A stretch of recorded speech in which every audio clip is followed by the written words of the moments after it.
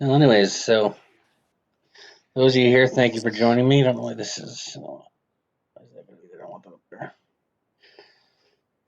So, little presentation tonight for Spiceworks. So hopefully this isn't too much redundancy for some of you, and hopefully it helps with some information. I know that I've found that some of these things, the way that mail transport works, and uh, and features like the SPF records, DKIM records, DMARC records work can be a little bit confusing at times, understanding what they do and how they work, and how to track down stuff. So I thought maybe this would be one of the topics we could cover, and it was had just as high a vote as a couple of others that I had in the poll that I put together. So figured this would be the first topic we do. Um, so, anyways, this is understanding email, SPF, DKIM, and DMARC.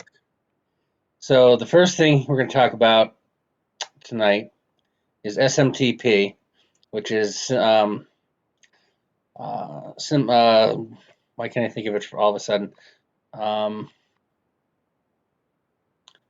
say Simple Mail Transport Protocol. I think that's what the S stands for, if I remember correctly. Don't know why it's escaping me right now. But really all it is how emails get from here to there, from one place to the other. And basically, we're going to cover the transport of it, email relays, email servers, and log information, and also headers as well from email to kind of get a look at some of the stuff on here, diagnosing some information, how it works, what we can see. Yeah, I was right. I had it right there. Simple Mail Transport Protocol. Anyways, so as I said, this is the protocol used that we send email between the servers. So when your one email server is talking to another, they're sending SMTP messages back and forth. SMTP traffic transport can be encrypted or unencrypted. Encryption can be unsupported on some platforms, and you can also force encryption to be required. In most cases, most email servers use what they call opportunistic encryption these days, which is where you see that start TLS I have listed there, is basically the encryption the connection starts out unencrypted, and then what the sending server that wants an encrypted connection will ask to start an encrypted connection with a start TLS command, and then after they do that, they transition and start talking in an encrypted manner back and forth with each other. Obviously, if you configure encryption to be enforced, then it's going to just be enforced. The initial connection would still be clear for the very first one, but then the sending and receiving server that requires encryption will force the other side to encrypt the traffic, or they won't talk to it at all. So this can sometimes be a problem, not as much as it used to be. You could occasionally see issues with this where you'd have somebody trying to send we're forcing encryption and they're not getting email, they're not able to send certain emails because the people sending them emails or the people receiving emails were not did not support encryption on their end. Like I said, this is very uncommon to see nowadays. For the most part, encryption is generally used, at least from an opportunistic standpoint. When available, it's used.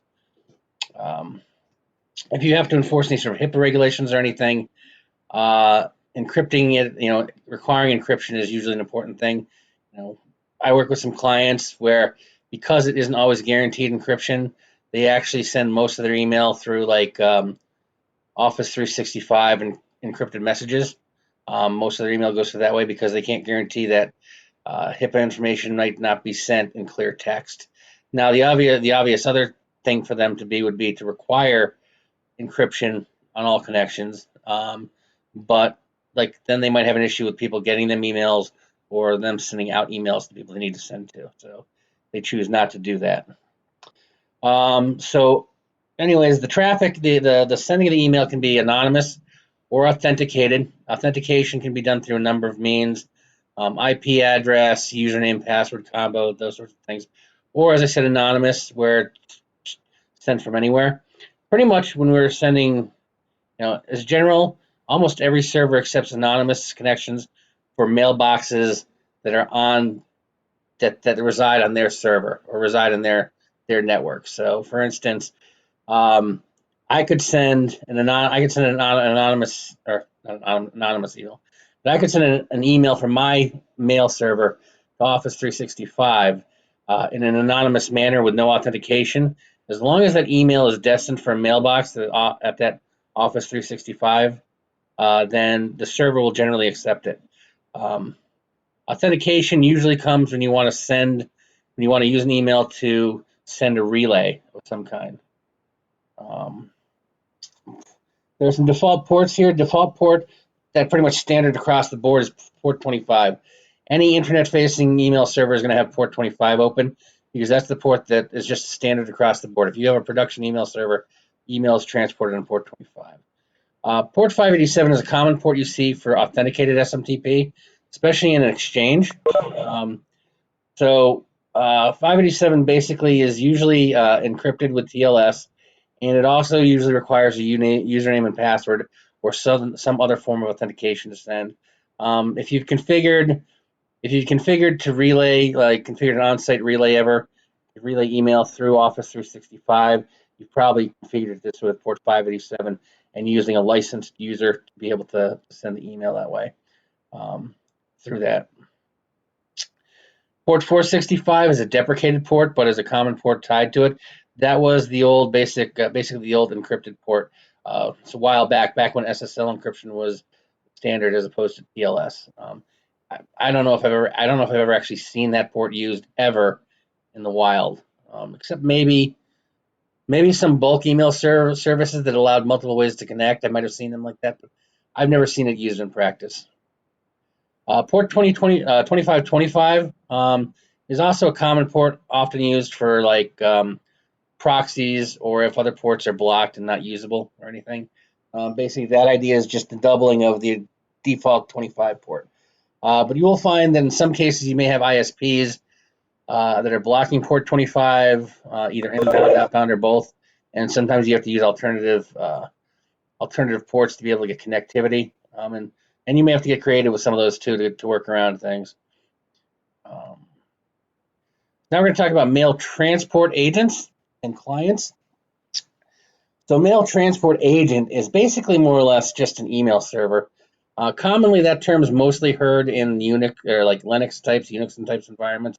But really, it's just a server software that sends or receives email using SMTP, as opposed to a client, which is usually just sort of like an end user like Outlook or something. So some examples of mail transport agents that you might have heard of are Postfix, Exum. Both of those are very popular in Linux. Exchange Hub Transport, the Exchange Hub Transport role. IIS, Internet Information Services 6, on servers for email, particularly for email relays, frequently used. And then, of course, SendMail, which is cross-platform. You may have seen or heard of or used to be able to just kind of send email out from automated purposes or whatever.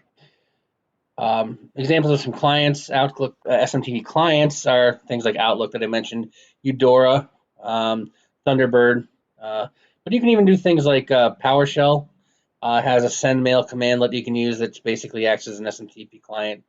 PHP has a PHP mail send method that speaks SMTP for sending mail out directly. And of course, Telnet. Telnet's a handy old thing. I don't know if anybody's ever done this besides me, but you can use Telnet to test an email server because the commands to send an email are all pretty much basic commands, plain English kind of like commands. So you can actually use a Telnet session to an email server to send an email out for testing purposes. I actually have a small little open source client somebody put together that does that for me instead because I hate having to remember all the commands on Telnet. But even that, as I said, can be used as a client.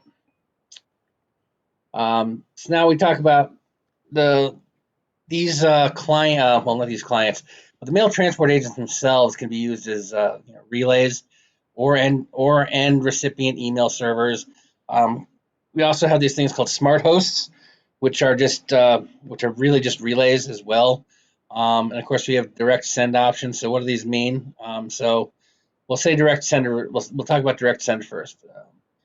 Direct send is literally direct send. So I have my email server or my email client, and I want to send an email to you on your server. I send it straight from my server to your server, right through there, directly from me to the recipient server. That's a direct send from wherever the email is originating, the destination. It's sent through there. There's no hops. There's nothing in between. Then we have relays. The relay is just what it says. It's used to relay mail. So, when we talk about smart hosts is most often use this, and a good example of this I just mentioned was configuring an on-site email relay with something like Internet Information Services, and where we would use Office 365 to actually relay our email to the internet. So we may want to set up a relay internally for all our internal devices to send mail through, but ultimately we want to take advantage of 365 security features, and we're locked down to 365 and stuff. So what we'll do is we'll configure the IIS relay with an authenticated account to actually send our email, our relayed email from our relay internally to Office 365, and then 365 will relay that to the recipient server with a direct send. You can configure, like IIS can also be configured to do a direct send as well, but you might lose some features like some of the ones we were talking about later on, like DKIM signing, for instance, would be something that you'd most likely lose with an IIS relay unless you put in extra effort to get those signed as well in some way, shape, or form. So you have to be wary of those things when you're thinking about doing direct sends. It also makes it so you have to, add more records to your SPF record and so forth. So it means more to maintain. Open relays. I thought I'd touch on this real quick. I don't know if anybody's heard of an open relay, but basically an open relay is a relay that allows anybody to relay mail through it. And this can be used to obfuscate where email is really coming from. This really is pretty much moot these days because it's not that it's difficult to do and set up. It's very easy. Basically, just set up a relay that doesn't require any authentication to send email through. But most places have idiot-proof their setups to prevent you from doing that. 365 would not allow you any way to do that. You could do that on your office computer, or not your office computer. You do that with IIS, for instance, if you wanted to, but you'd have to make certain configuration settings, and you'd have to allow ports in and all sorts of stuff. Many ISPs will also block like port 25 to prevent this. Pretty much any home ISP is going to block port 25 inbound, if not also outbound from your computer, prevent that sort of thing from happening or from you having an open relay. I don't know if I've really seen any of these in a number of years, but I just thought I'd touch on that as something to be concerned of and note of in case you ever hear it. So now we're going to start talking in a moment about SMTP logs and email headers. Now, what's kind of important about these is that this is going to be very important if you're trying to track down mail delivery problems in particular. I'm going to just kind of dive into them. So I have a couple examples here that I pulled up, so I'll just pull right into them. But before that, I also had this on here. I almost should have changed those up when I created this, but I'm also going to talk about bulk and email marketers as well, or marketing emailers as well. So when we have if we need to send large mass marketing campaigns or anything like that, we generally don't want to use our own email server, and the reason for that is because you'll get flagged as a spammer in no time, or you'll trigger some sort of thing. Anybody here who's ever had somebody in their company try to send several thousand emails out through Office 365 or something will find out very quickly that they can reach the max send limit, as well as other issues that prevent them from sending any more, and can lock a mailbox. But so basically, you need to be aware of that. If you're going to be doing any sort of bulk mailing of stuff, transactional emails, marketing emails, or any sort of mass thing, bulk emails and marketing emailers are a very good thing to do. And basically, those really are just commercial relays that you're paying a service for to be able to relay email through them. And that takes a lot off of you, because now you can send email in large quantities, and they manage all the stuff of making sure that they're IPs are whitelisted and all that stuff. And many of them also give you other additional advantages, like being able to track how many emails are actually sent, how many are rejected. Gives you some insight into those sorts of things, and also can help you improve your deliverability of those sorts of emails as well. So, talked about that. Before we get here, I had a couple of diagrams to show you talking about email flows, like here. So, for instance, on the top one there, we see the company LAN, we see the email server. We see this as an example of an IIS relay, for instance. So, you've got a computer or a copier here, and it's sending to the IIS relay on the company LAN, and it's relaying it through port 587 to Office 365, which then can relay that to whatever recipient's email server it needs to send it to, or to the appropriate mailbox. We got the same thing down here. We see this is down here, some email server and email server sending a direct email right to the Office 365 to go to somebody's mailbox that's there. And then we've got this little computer down here, like somebody working at home on the internet, and they're trying to send an email. It's talking to this like email server, Office 365, let's say, or wherever it does, and it's using SMTP. You can authenticate on here, and then this can relay that mail to, say, this random email server that sent it. He says he's replying to that email. I will make a note though that by default, if you're using Outlook, when you connect to Office 365, if you're not aware of this, that does not use SMTP to send email, and it doesn't use standard protocols like POP or IMAP to retrieve emails. Outlook clients use a special MAPI protocol. I don't know what it stands for offhand. Protocol to connect to Exchange and 365 servers. So you won't see SMTP logs on a client or SMTP logs in Exchange from Outlook clients. However, if you've ever done a message trace in Outlook, you can obviously see that you'll still see that in those message traces, that if they're talking to other servers, like other external parties, they're still talking SMTP between each other. I also mentioned, I have another diagram here I want to show you real quick. I talked about getting kind of creative here. I was recently playing with this a while back now. I was recently playing with just setting up an old school bulletin board system for playing around on a little server I have in my home environment. And of course I have Comcast. Comcast blocks port 25 inbound and outbound.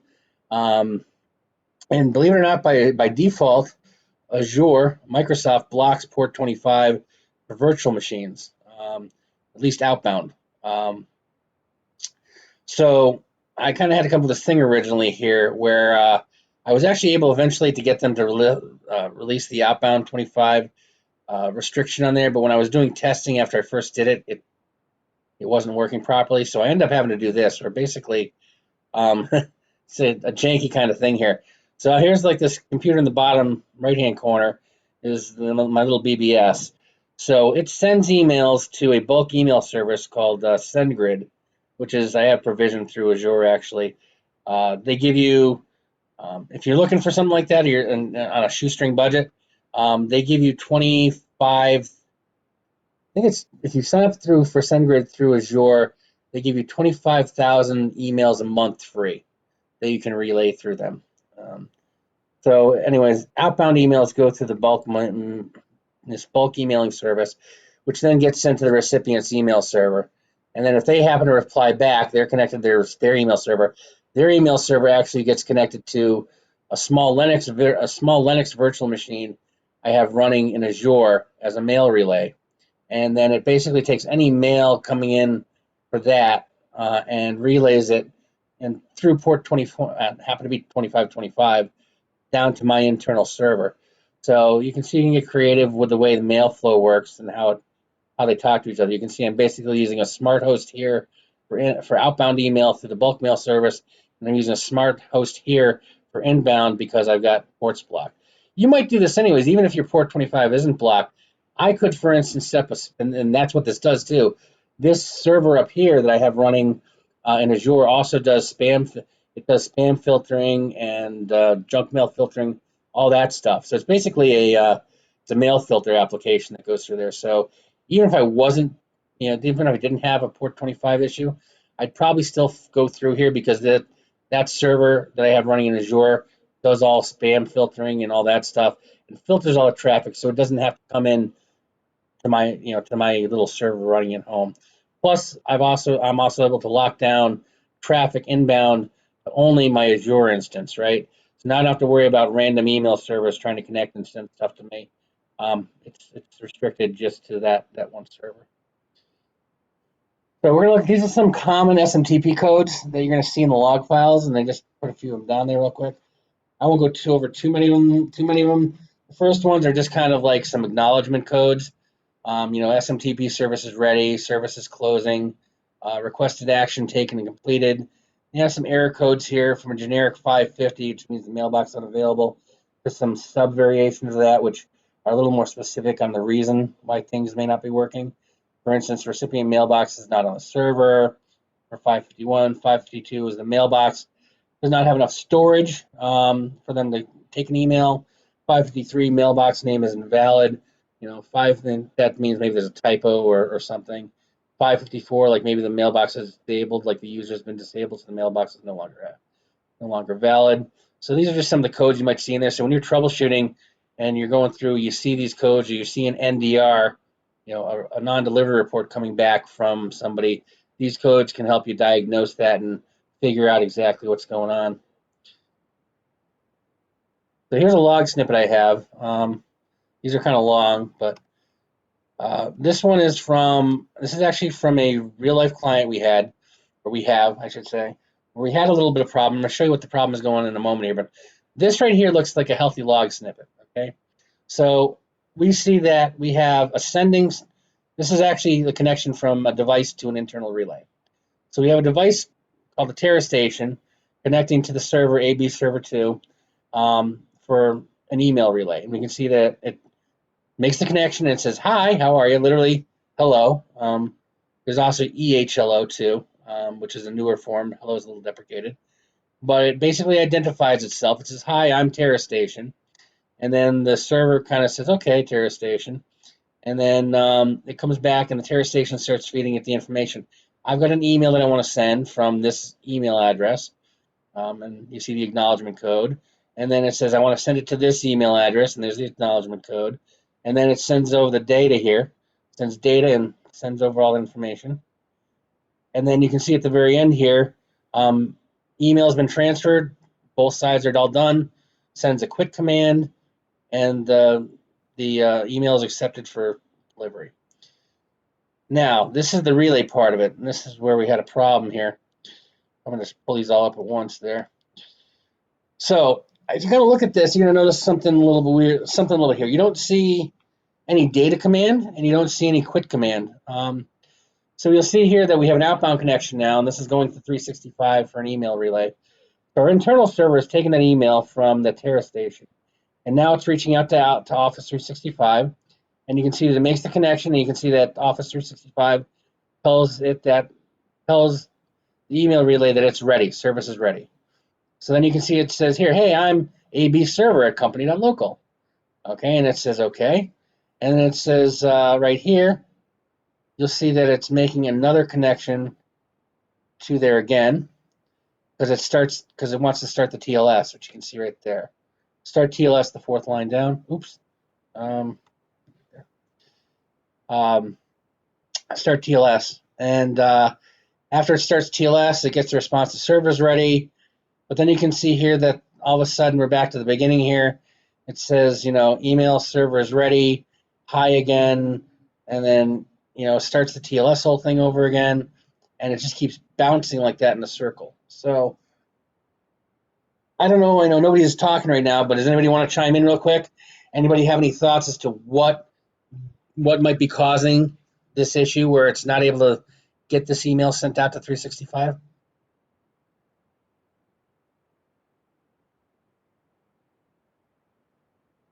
Anybody? Going once? Going twice?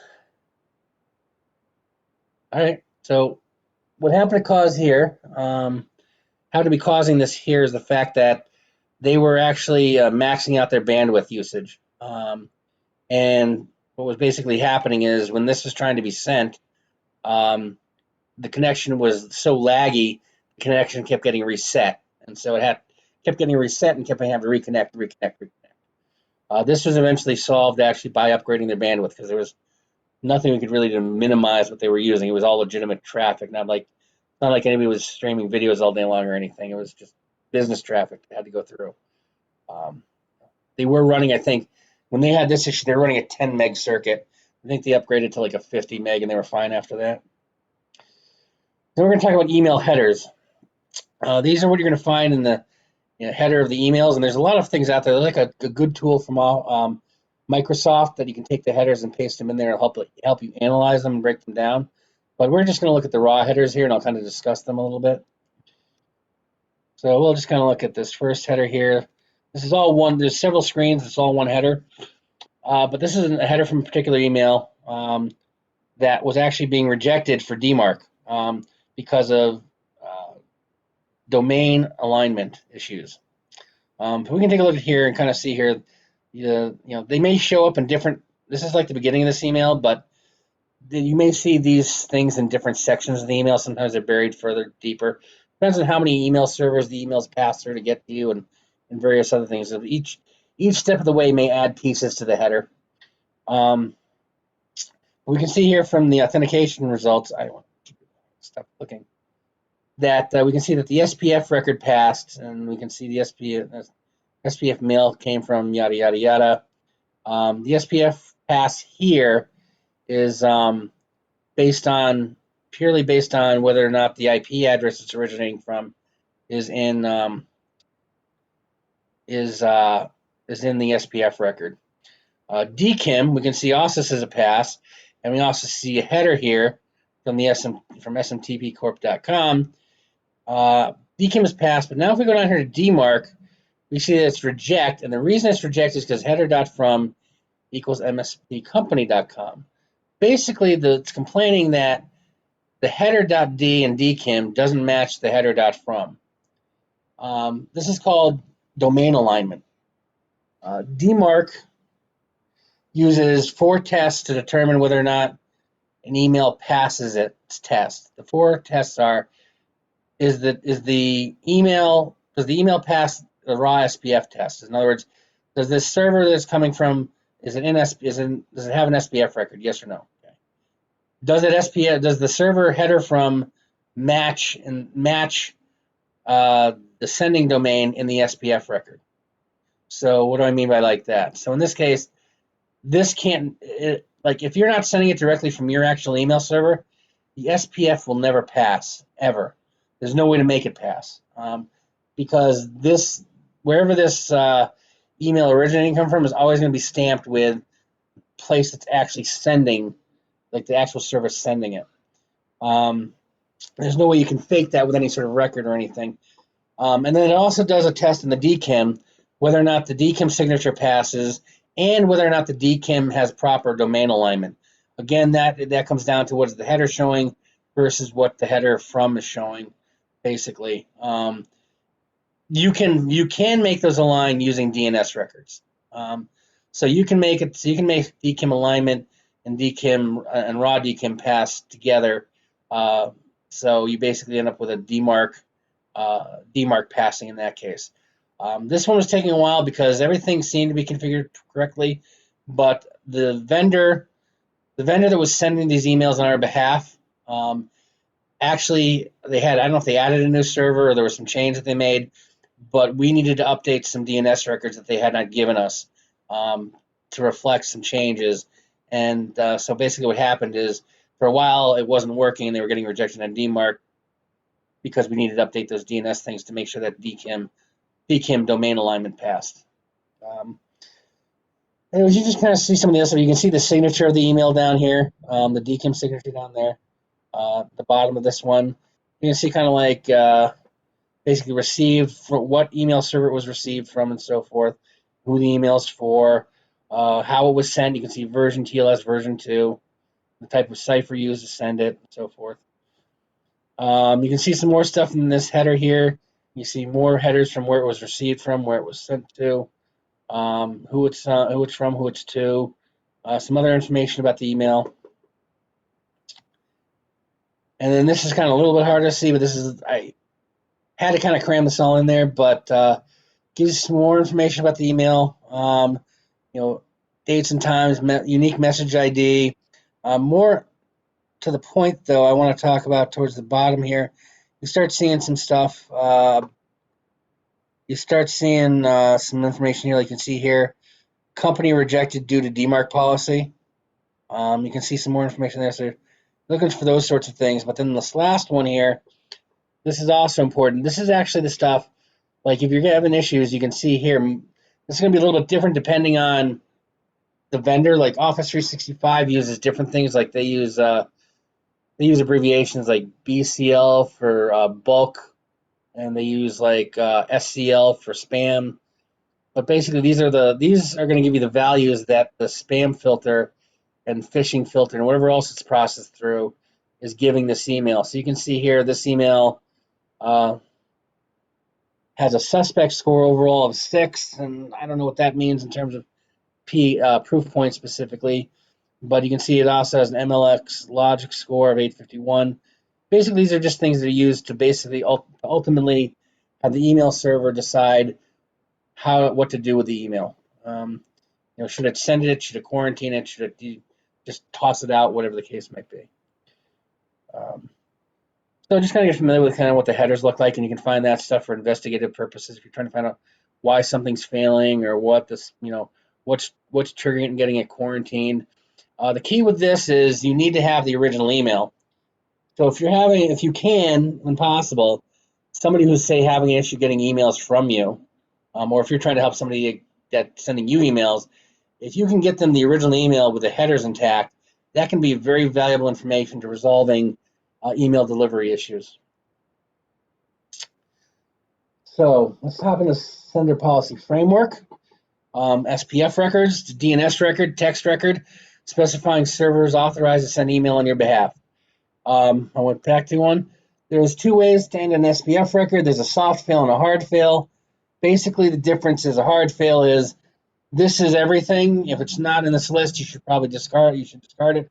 A soft fail is we think we got most everything, but we'll let you decide what to do with it. We're not going to tell you to toss it because we might have missed something. I mentioned earlier the SPF and SPF domain alignment. Again, SPF is the raw passing of does it match the record or not. SPF domain alignment means does the reverse lookup for the server that's coming from resolve to your domain, that the master domain you're sending from. This is an example of an SPF record right here. Text record, basically it's just the version equals. I don't think I've seen anything but SPF1. And there's different mechanisms you can use in here. So there's the include mechanism, which allows you to use domain name records. In this case, you can see SPF protection.outlook.com. You see another one down there, customers.clickdimensions.com. Another one, icpbounce.com. And basically what those do is those all do DNS resolutions and get the IP addresses to include in the record that way. You can also use IP4 and I think IP6 little message there. You see one there, IP4 : then you got an IP address, and that's specifying the IP address of a specific machine that's allowed to send in there. You'll also see that there's one that says A and there's one that says MX. So basically, the A I believe is deprecated these days now, but A just basically says the A record for the domain. So if whatever the resolution of DNS is for your A record, for your base domain, like whatever it is, mspcompany.com. The A record for that is a valid sending record for the SPF, and of course the MX record is also listed here as a valid sending one. So the server that receives your email, in this case they're saying that is also valid as a sender of your email, not just a receiver. You are limited, however, to 10 DNS lookups max. That includes recursive lookups. So if you look up SPF protection.outlook.com, you'll find that they also do an include with another DNS resolution. So ultimately, you can't have, for a valid SPF record, can only have a maximum of 10 lookups, even sub lookups. So if it follows the record you have, a DNS record you have in here, and that SPF record also has another include that requires DNS lookup, then those count against it. Like I said, so you got 10 max lookups, so you have to sometimes be careful about how you structure these.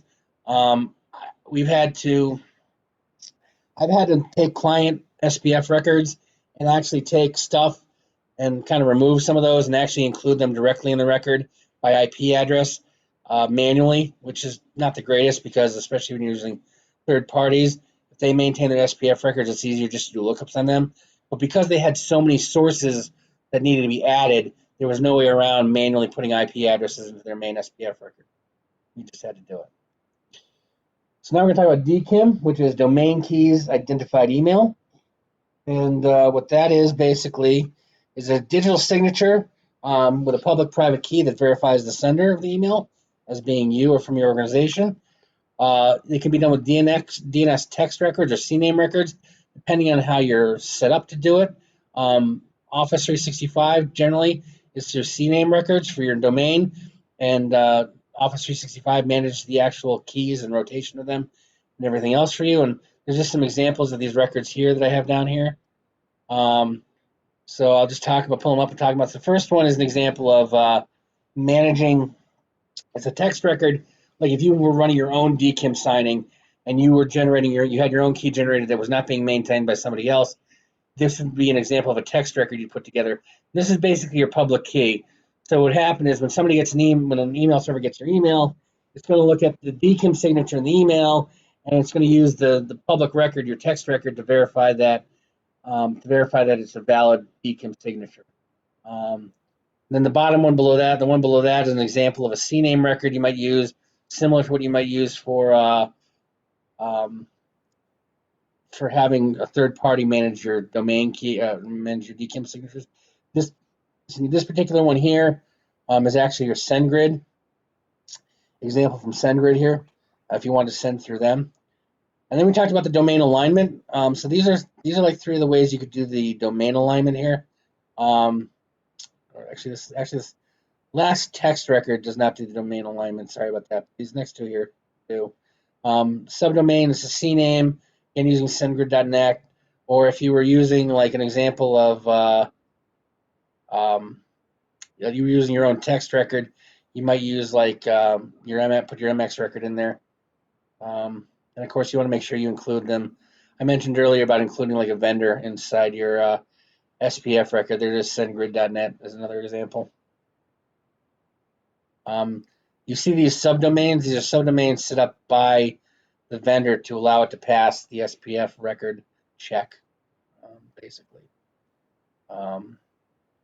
What they do is they basically they fake it. They send it as like a subdomain of your environment, and that's how you get the domain. So you get the domain matching to happen. DMARC. So DMARC stands for Domain-Based Message Authentication, Reporting, and Conformance. It's just a DNS text. Basically, at its heart, it's just a DNS text record. It authenticates the sender by doing those tests of the SPF and DKIM tests, and also provides a mechanism for reporting to you through XML reports that can then be parsed and read for useful information. This is an example down here of a DMARC record. Basically, it does the DMARC record version. The P tells it what to do with a DMARC fail. So if it's so in this case, the record is set to tell the email server to reject the email if it fails the DMARC check. The other options are none, and the other option is quarantine. None is basically just says we don't care what you do with it, do what you will with it, and you can decide what to do with it. And quarantine says we want you to quarantine this email. Most of the time, you want to lock down. You want to get your email stuff in order, and your DMARC record should be reject.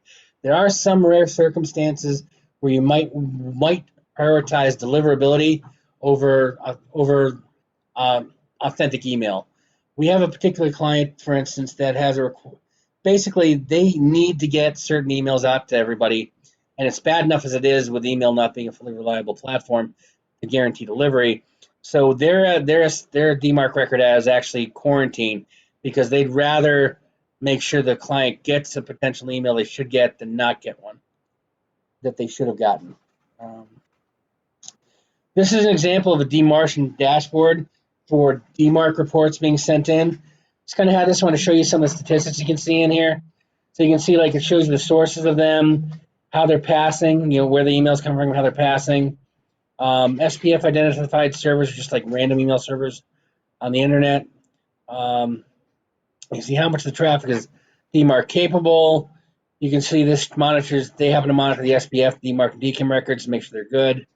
You can see here that these are locations where email that's false email or email that fails DMARC tests are coming from for some of the clients we monitor. We monitor like 14 clients in here, including ourselves. So this is the areas and the countries where email that pretended to be from the domains are coming from. You can see over the time period we're looking at, there were a total of 21 unknowns that came in or that triggered this little red alert there. There's additional information you can get in here. You can drill down on these reports to find out to some extent like why they're failing and so forth. Kind of useful stuff. It's really, really useful when you're first trying to tighten down and secure all of your email and stuff, but it can also help see if you may have other issues or you may find things like third-party vendors that are sending emails on your behalf, even legitimately that you were not aware of. So it helps you identify those things. If you've got maybe somebody internally decides to sign up for some new marketing email service and they don't tell IT about it, you can see that show up here. Like all of a sudden, why are we saying click to mention sending a whole bunch of email on our behalf? Because somebody in marketing went up and just signed up for an account without saying, hey, we're doing this. So that's kind of that. Just some references here.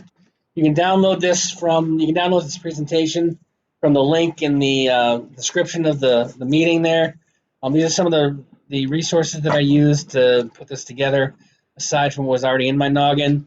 I wish I'd also gotten on here that resource about the mail header parsing that 365 has. I'll see if I can do that and post that maybe in the meeting notes from this meeting. But that's pretty much it. Our time is just about up here in this particular meeting. Got a few minutes if anyone wants to ask any questions, but I'm happy to join everybody else in a few minutes after this in the next meeting room. Thank you for joining and listening tonight to me drone on and put you to sleep.